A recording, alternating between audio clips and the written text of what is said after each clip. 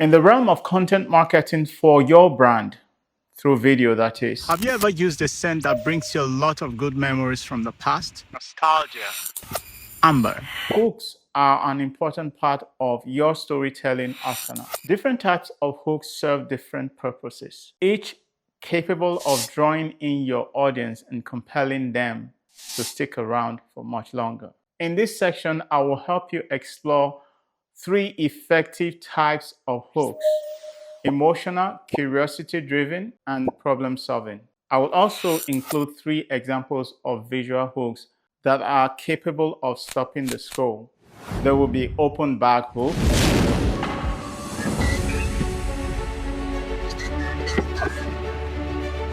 bird's eye view, and then of course, step on paper quiz. So I decided to bring everything outside because there's enough natural light. So I decided to use natural light, and that will also bring some form of simplicity into what we're doing so that you as a newbie would find it quite easy to implement this as you practice. So I'll go back there and set up things. All right, the way I intend to execute this open box shot is I'm going to have my phone buried in the box, and then I will flip it open, and then that will capture the effect. Whenever anybody scrolls on social media, they are able to stop because they want to see what happened next. You know, that's the essence of this whole thing. So I'm going to put my phone in there, and then let's see how it works. I have an antique box here. You can actually use whatever type of box you have around you that will actually give this effect. It doesn't matter if it's a small box, if it's a big box. You want to be able to bury your phone in a place where you can flip open. Once you can open it, that is what creates the effect. So before you close the box, I will just simply crank the camera on. You want to make sure you're using the front camera and make sure you have your settings right so that you'll be able to frame yourself properly. I have the camera buried in the box. We'll reveal the box and then pick up the perfume, and then that will give the effect. So this is what I do right there, and then I pick my product, and then I look at it and I spray some, right? That's how it works. And then I put it back in the box and then lock it. And that's it. That creates the effect. The reason I'm holding the umbrella is because I am exposed for my face. But if I take out the umbrella, then the sky will be too bright for the exposure, and you don't want that. That's the reason I'm doing what I'm doing. I'm holding an umbrella to cover the sky, and then I have a little bit of light here to illuminate my face.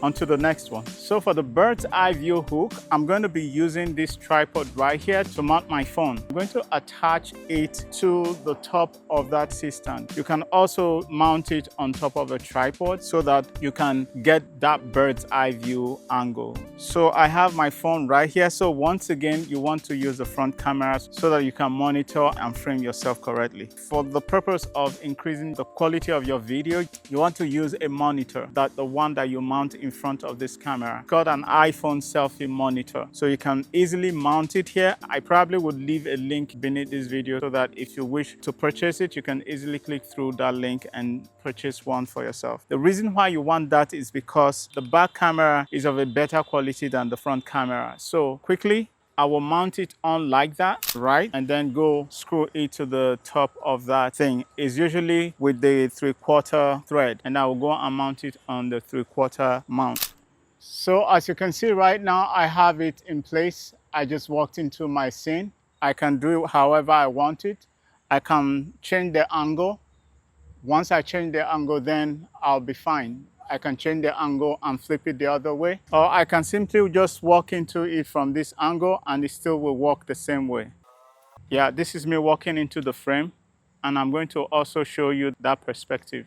It's just to give you different angle, you know. Basically, these are some things that actually work beautifully well because people are not used to seeing angles like this regularly. You want to change the angle of your video at every given point in time, and that's what gives people that excitement to watch it, and that's why it's a visual hook. On to the next one. Paper quiz effect. Now, what creates the effect is someone wants to know exactly what you're stepping on and why you're stepping on it. And then that creates the suspense. And then they want to know what happens afterwards. Basically, I'm going to put it on the floor. And then in post, I'm going to write on it. It will be like a quiz, right? And this is how I created it. So this is going to be on the floor. I'm going to make two clips. Once I'm about to step on it, I'll cut into the next clip. And that is what creates it.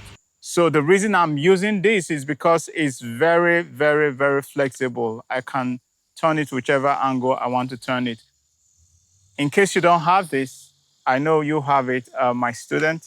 You can easily just use the link and click through it and purchase one for yourself. It's very useful in this regard. I hope you can put in the effort required to move your brand forward on social media. On to the next one. One thing I will let you know is practice, practice, practice like your life depends on it. So we're going to do the first one, which is emotional hook. It's something that's able to evoke some emotion. For example, when I was 17, I had this scent that made me feel so confident. Whenever I smell it now, I remember the laughing with friends. I remember free like nothing else matters. This one is curiosity-driven hook. You just simply ask a question that makes people want to hear more. It's that type of question that arouses that curiosity and creates suspense. Because the more anxious they are to hear what's next, the longer they stay on your video. And that will trick the algorithm into believing that there's more value in the content, and then will push it out to more people. Number 3 is problem-solving hook. Point out a problem-solving hook and hint an answer. For example, ever put a scent in the morning and by lunchtime it's totally gone? And here is one that is still there at the end of the day. That's your product, right? So with this type of question, somebody is bound to wait to see the end of the response. Tell a short story about a scent memory. Now with this one, there are certain scents that I knew when I was much younger that when I smell them now, it just brings a whole lot of memory back. Nostalgia. It's something that's able to evoke some emotion. And you want to be able to tap into people's emotion when you create these hooks. I personally had an experience with this sort of thing. Back in the day when I was much younger, I was working for a company where there would be this foreigner coming in and they will work for a period of time. Whenever that person was around, even without seeing them, whatever it is they wear for perfume would be like very expensive fragrance, because whenever they are around, the air traveled with their smell, so you didn't even need to see them first or hear their voice first before you knew they were around, because of the scent that they use. They use a particular scent consistently. So this is one of such examples of what this type of hook would do. There is an element of truth in it. So you want to actually try these things out. As you probably can see in this particular session, it's easy, but it's a lot of work. At the end of the day, something has got to give. You have to be able to put in the effort to get the result that you're looking for. You're doing it for a product, you're doing it for your brand. Once you are able to execute this, then you have a lot of noise. So once you're able to execute this, and then sky is the limit for your brand and your product, and you have to put in this effort consistently.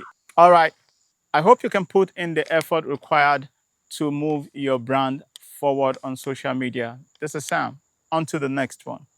Peace.